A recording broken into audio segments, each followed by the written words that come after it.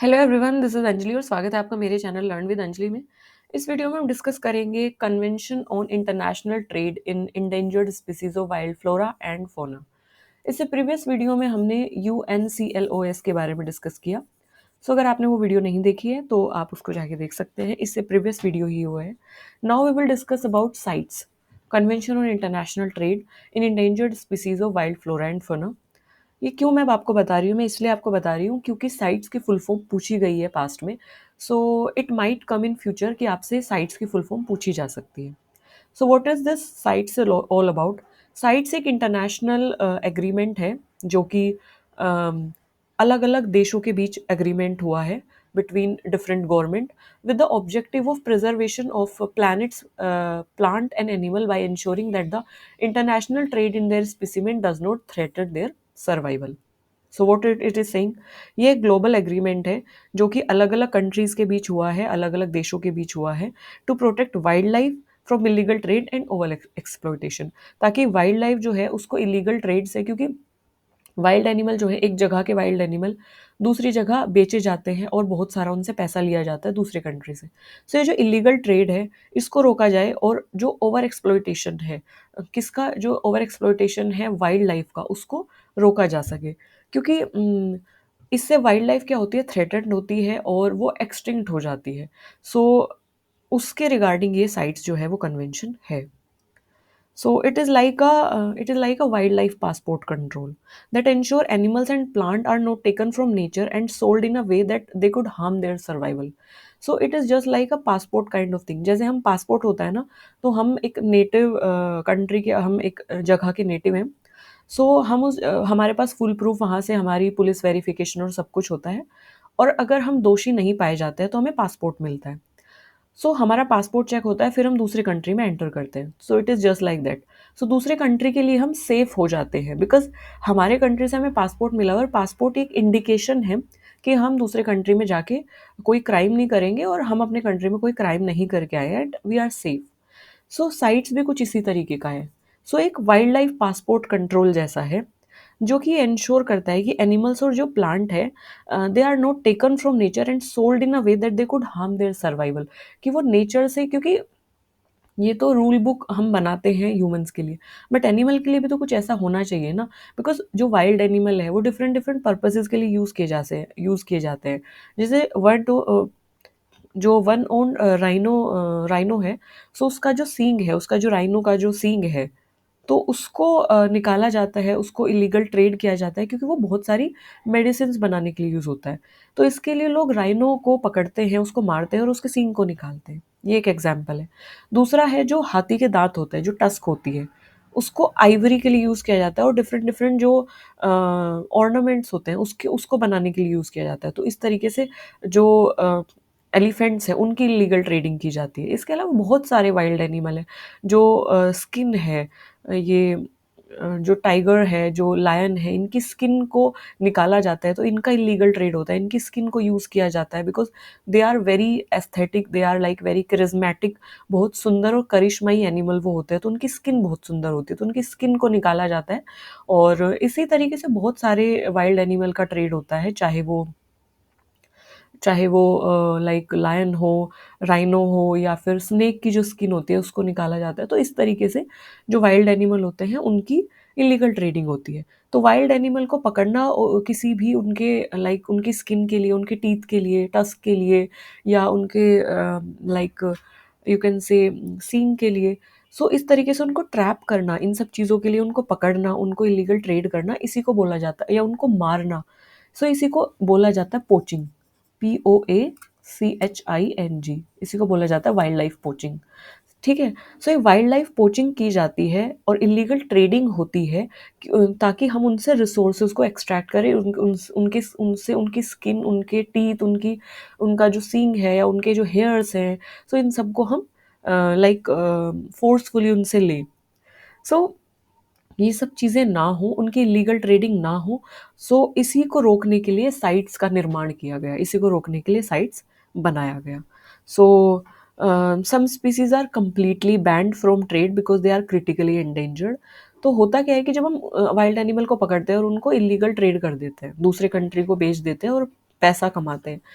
ये कुछ लोग इल्लीगल इसका ट्रेड करते हैं, ये लीगल नहीं होता है, ऐसा नहीं है कि गवर्नमेंट बेच रही है। कुछ लोग अब जैसे कि किसी नेटिव एरिया में कोई एनिमल है, मान लीजिए लायन है, एलिफेंट है, तो वहाँ के जो नेटिव पीपल होंगे उसको लाइक पिटफॉल करेंगे, पिटफॉल मतलब गड्ढा खोदेंगे, वो गड्ढे में उस एनिमल वो गिर जाएगा, उसको बेहोश करेंगे, एनेस्थीसिया देंगे और उसको ट्रेड कर देंगे दूसरे कंट्री में और वहाँ से उन्हें बहुत सारे पैसे मिलेंगे। ये इल्लीगल ट्रेड है। अब ये इल्लीगल ट्रेड से उन लोगों को तो पैसे मिल गए, बट इससे क्या होगा, इससे धीरे-धीरे वो जो अ, एक एरिया में जो पॉपुलेशन है ना उस एनिमल की वो कम होना स्टार्ट हो जाएगी और अल्टीमेटली अगर वो एक नेटिव स्पीसीज़ है या फिर अगर यू कैन से कि what that term is that endemic species. Endemic is something जो सिर्फ़ उसी एरिया में मिल रही है। अगर वो वाइल्ड एनिमल एक एंडेमिक स्पीसीज़ है और वो सिर्फ़ उसी एरिया में मिल रहा है और कंटिन्यूअसली अगर उसका इल्लीगल ट्रेड होगा, तो इट माइट बी पॉसिबल कि वो जो स्पीसीज़ है वो एक्सटिंक्ट हो जाए, वो ख़त्म हो जाए, है ना? तो जब वो स्पीसीज़ ख़त्म हो जाएगी तो कहीं न कहीं जो बायोडायवर्सिटी है, उसका जो फूड चेन है वो डिस्टर्ब होगी। फूड चेन डिस्टर्ब होगी, इकोसिस्टम डिस्टर्ब होगा और बहुत सारी चीज़ें इस तरीके से होंगी।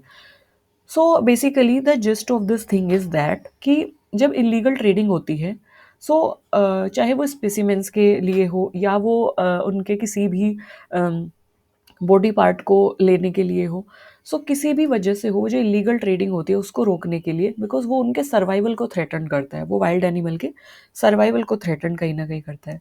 सो कुछ स्पीशीज़ जो है उनको कंप्लीटली बैन कर दिया गया है ट्रेड से क्योंकि वो क्रिटिकली एंडेंजर्ड की कैटेगरी में है और अगर कंटिन्यूअसली उनका ट्रेड अभी होता रहा तो वो एक्सटिंक्ट हो जाएँगी, वो खत्म हो जाएँगी, जैसे कि डायनासोर्स हो गए, जैसे कि डोडो और बहुत सारे ऐसे एनिमल हैं जिनका नामो-निशान ही नहीं है पृथ्वी पर, वो पहले हुआ करते थे, बट अभी नहीं है।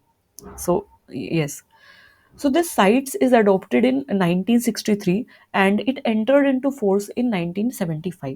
1963 में इसको अडॉप्ट किया गया और 1975 में ये एक्शन में आया, फोर्स में आया। सो अब क्या इसके अंडर कंप्लीटली रोक दिया गया है ट्रेड? नहीं, ऐसा नहीं है। ट्रेडिंग होती है बट स्ट्रिक्ट रेगुलेशन के थ्रू होती है, स्ट्रिक्ट लीगल एक्शंस के थ्रू होती है। So proper information, proper documents fill होते हैं एंड देन ट्रेडिंग होती है। ताकि वो चीज़ लाइट में हो, ताकि वो चीज़ व्हाइट हो, ताकि वो ब्लैक में ना हो सोल्ड, है ना? तो अब जैसे कि मैंने आपको बताया कि कुछ स्पीशीज़ ऐसी है जिनको कंप्लीटली बैन किया हुआ है ट्रेडिंग से। वो इसलिए क्योंकि वो क्रिटिकली एंडेंजर्ड है। सो जो ट्रेडिंग है वो तभी पॉसिबल है अगर प्रॉपर लीगल डॉक्यूमेंट साइन होंगे तब ट्रेडिंग होगी और जो स्पीसीज क्रिटिकली एंडेंजर्ड नहीं है, जो एक्सटिंक्ट होने की कगार पे नहीं है, थ्रेटन नहीं है, उन्हीं का ट्रेड होता है। तो एक फेयर ट्रेड हो उसके रिगार्डिंग साइट्स उसको इंश्योर करता है कि एक फेयर ट्रेडिंग हो ताकि वो जो पॉपुलेशन है स्पीसीज़ की that can remain healthy and जो स्पीसीज़ का सर्वाइवल है वो खतरे में ना रहे। सो इन सब को लेके साइट्स का निर्माण किया गया and that CITES is convention on international trade in endangered species of wild and flora and fauna. So ये नाम आप ज़रूर याद रखेंगे। सो इसको एक एग्जाम्पल के थ्रू और समझते हैं हम। For example if someone wants to sell ivory of elephant, जैसे मैंने आपको बताया टस्क, सो दैट आइवरी उससे बहुत सारे ऑर्नामेंट्स बनते हैं, बहुत सारे जो सजावट की चीज़ें हैं वो बनती हैं घर पे, डेकोरेटिव पीसेस उससे बनते हैं। So if someone wants to sell ivory of elephant or rare orchids, that orchids is like plant, yeah, you can say that flower. So they need special permission. So अगर आपको trading करनी है या trade हो रहा है सो उसके लिए स्पेशल परमिशन की ज़रूरत होगी, स्पेशल परमिशन ली जाएगी and in many cases it is not allowed. ऐसा नहीं है कि जब परमिशन लोगे तो हमेशा वो ग्रांटेड ही होगी, बहुत सारे केसेस में वो मिलती भी नहीं है। CITES help prevent species from going extinct due to human greed. तो किसी भी लालच की वजह से कोई भी स्पीसीज खत्म होने की कगार पे ना आए, कोई भी स्पीसीज इंडेंजर्ड की कैटेगरी में ना आए, कोई भी स्पीसीज खत्म ना हो, उसको लेके साइट्स ये इंश्योर करता है कि एक फेयर ट्रेडिंग हो। सो अगर लीगल डॉक्यूमेंट बनते हैं और स्पेशल परमिशन ली जाती है और उसमें ये पाया जाता है कि ये जो स्पीसीज़ है जिसको आप ट्रेड कर रहे हो ऑलरेडी थ्रेटन्ड है या फिर ये क्रिटिकली इंडेंजर्ड की कैटेगरी में है, तो उसको परमिशन मना कर दी जाती है, उसको परमिशन नहीं अलाउ होती है। सो ये सारी चीज़ें मतलब I want to just tell you कि ये सारी चीज़ें साइट्स के अंडर की जाती हैं ताकि एक फेयर ट्रेडिंग हो और कोई भी स्पीसीज़ खतरे में ना रहे। So this is all about sites इसका नाम आप याद रखेंगे ज़रूर से, और ये कब फ़ोर्स में आया इसको आप याद रखेंगे। And what this CITES is all about, this is about preserving plants, animal by ensuring that the international trade in their specimen does not threaten their survival. So इसके रिगार्डिंग ये है।